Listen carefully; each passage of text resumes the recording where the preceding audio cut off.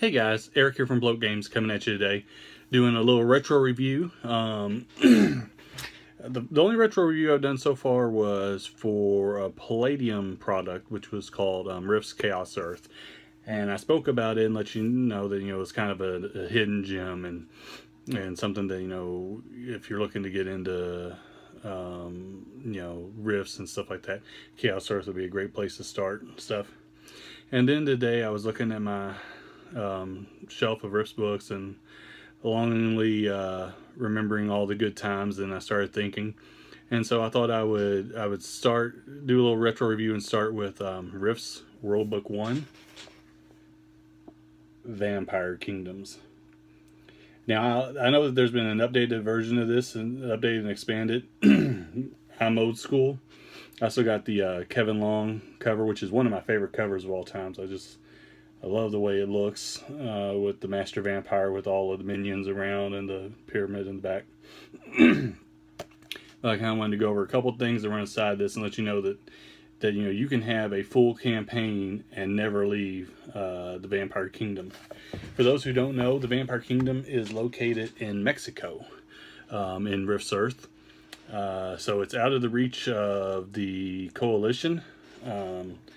But still some place that people can travel to.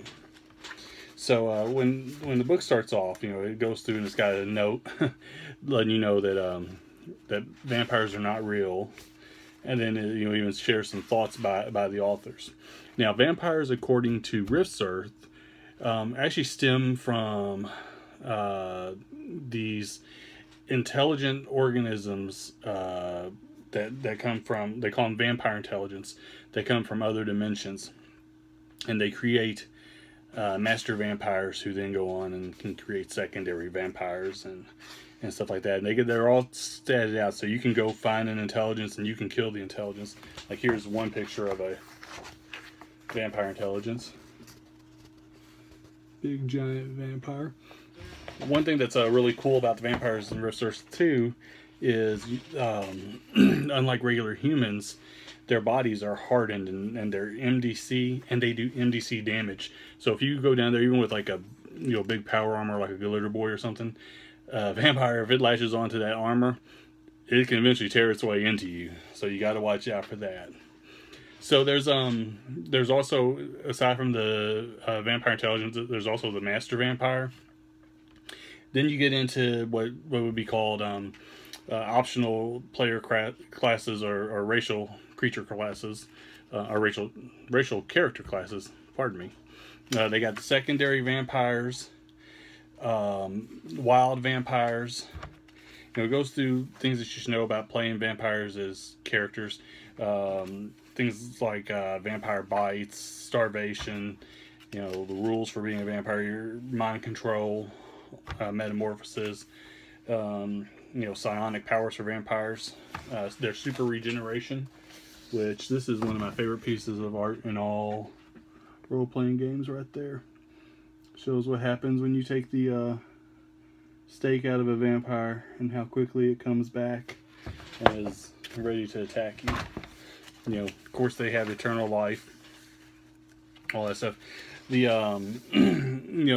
they got the standard weaknesses, which is going to be like wood, water, silver, daylight, herbs, foil, the cross, and fire, things like that. And then of course magic does damage to them as well.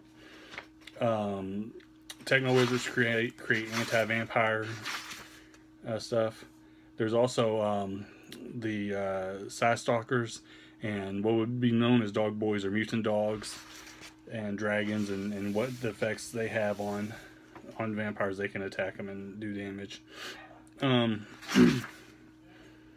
it starts actually going through and talking about the Vampire Kingdom. So it talks about the different places like Juarez, the city of Laszlo.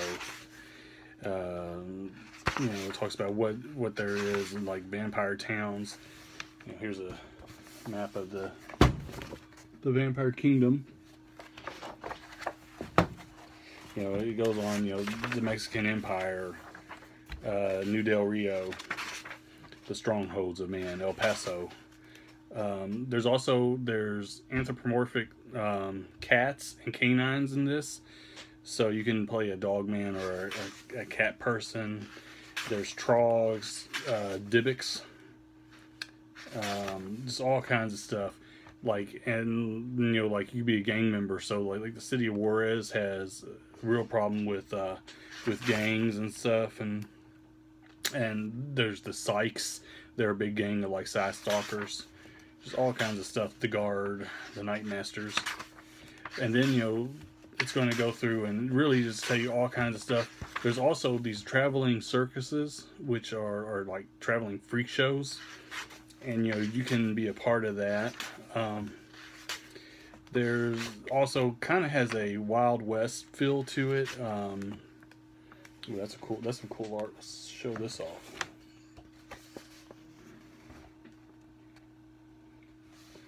But it has an Old West feel to it, and they go through and they document like the most famous gang is Doc Reed and his vampire hunters, and they just list them all out. I have a feeling that these are probably Kevin Symbiote and his gaming group's actual characters that they threw in the game. Let's see if I'm missing anything else. Designing a traveling show.